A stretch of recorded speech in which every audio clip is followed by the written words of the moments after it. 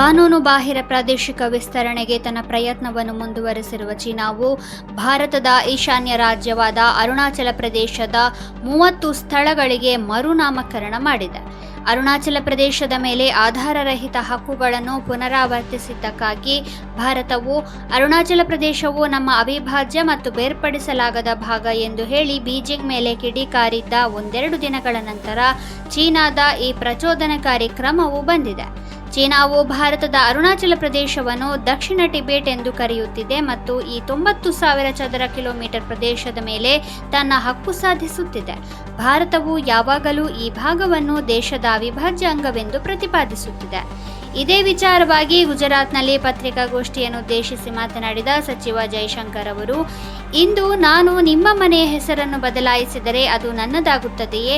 ಅರುಣಾಚಲ ಪ್ರದೇಶವು ಭಾರತದ ರಾಜ್ಯವಾಗಿದೆ ಮತ್ತು ಯಾವಾಗಲೂ ಭಾರತದ ಅವಿಭಾಜ್ಯ ಅಂಗವಾಗಿಯೇ ಇರುತ್ತದೆ.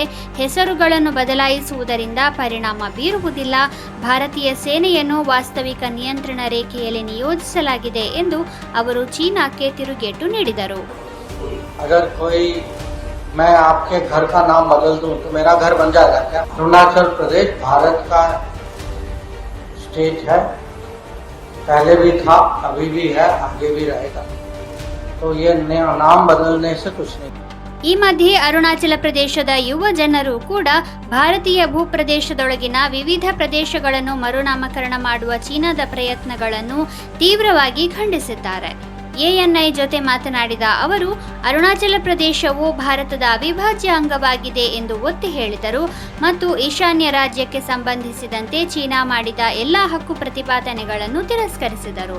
चाइना बोल रहा है कि अरुणाचल बोलो का पार्ट है, ऐसा नहीं है. अरुणाचल इंडिया का पार्ट है और हमेशा रहेगा. जय हिंद जय भारत. चाइना क्लेम कर रहा है कि अरुणाचल चाइना का है, पर ऐसा कुछ भी नहीं है. अरुणाचल इंडिया का है और इंडिया का ही रहेगा और हम इंडियन है और इंडियन ही रहेंगे.